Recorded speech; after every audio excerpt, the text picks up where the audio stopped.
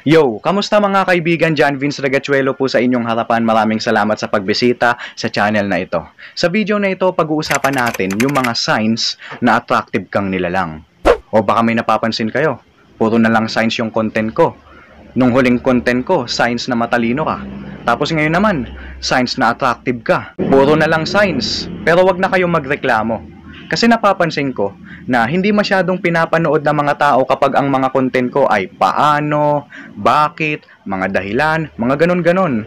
Madalas nilang pinapanood kapag signs, senyales, signs na ganito ka, senyales na ganyan ka. Pambira, ginagawa nyo yata akong manghuhula niyan eh. Wala naman akong bolang kristal na hawak sa mga video ko, di ba?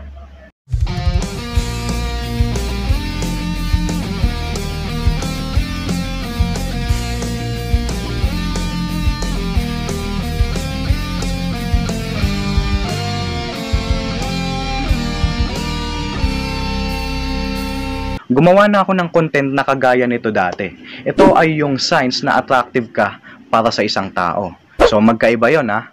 Iba yung content na yon kasi yung content na yon malalaman mo lang na attractive ka para sa isang tao. Sa isang tao lang. Dito sa video na ito, malalaman mo kung attractive ka nga talagang nilalang. Hindi lang sa isang tao, kundi sa marami o sa lahat. So ngayon simulan na natin. Isa sa mga sign na attractive kang nilalang ay kapag merong taong hinahawi yung buhok niya sa tuwing nakikita ka.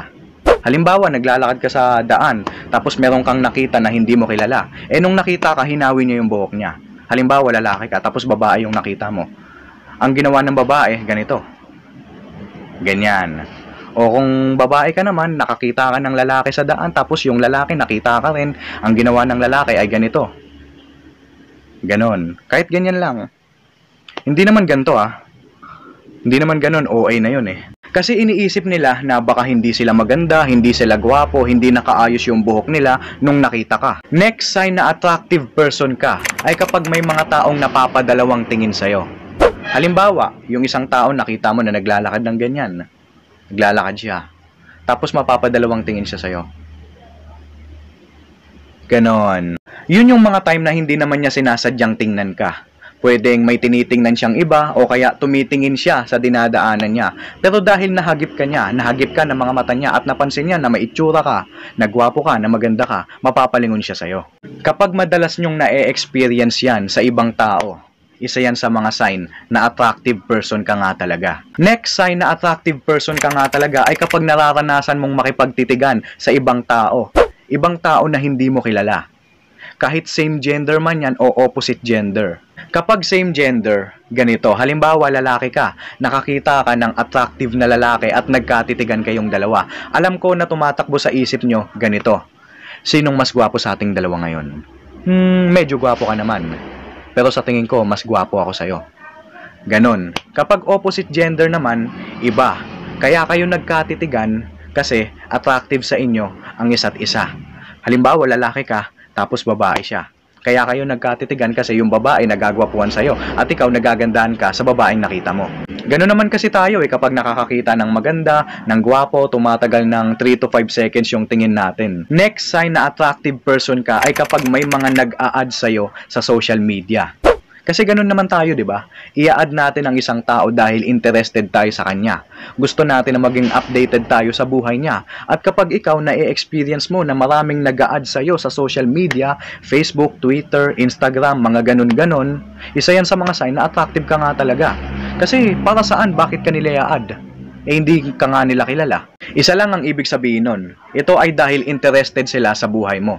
Bakit sila interested sa buhay mo? Siyempre, may itsura ka. Next sign na attractive person ka ay kapag malakas ka sa same gender. Halimbawa, lalaki ka, tapos malakas ka sa mga bakla. At halimbawa naman, kung babae ka, malakas ka sa mga tomboy. Kaya nga ako, may mga na-encounter akong mga lalaki na nagre-reklamo. Sinasabi nila sa sarili nila na, ano ba naman tong itsura ko?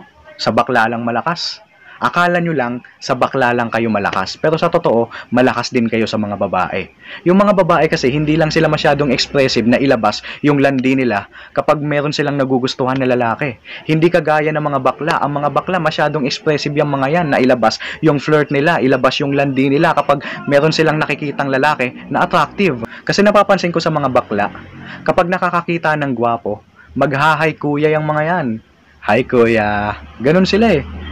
Ang hilig nilang mang-catcall. Kuya, 150. So bilang lalaki, feeling natin binabastos tayo kapag ganun. Para sa atin, okay lang sana kung babae yung gumagawa sa atin nun, kasi kapag babae ang gumawa sa atin nun, proud na proud tayo sa sarili natin. Feeling natin na napakagwapo talaga natin, di ba? Pero kapag bakla ang gumawa, harassment agad. Kapag babae, okay. Kapag bakla, no way.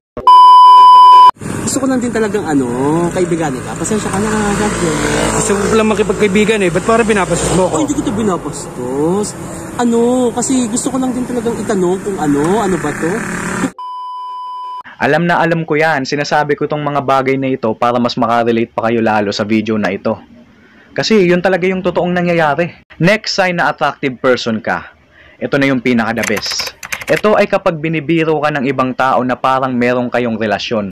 O kaya papunta pa lang dun. Halimbawa, tatanungin mo yung isang tao, kamusta ka naman ngayon? May jowa ka ba? Tapos bibiruin ka niya. Wala nga eh. Hanggang ngayon, single pa rin ako.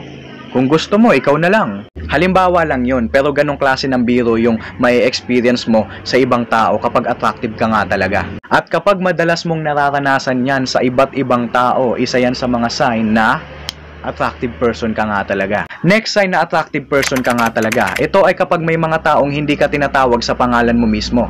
Tinatawag ka sa nickname, sa pangalawang pangalan mo, o kaya sa pangalan mo na hindi naman talaga tinatawag sa'yo. Halimbawa, pangalan mo, Tomas. Pakilala mo sa mga tao, Tomas pangalan mo. Tomas ang gustong itawag sa'yo ng mga tao. Tapos may mga ilan na tinatawag kang Tom para mas sosyal. O kaya pangalan mo, Christine May. Pakilala mo sa mga tao, Christine ka.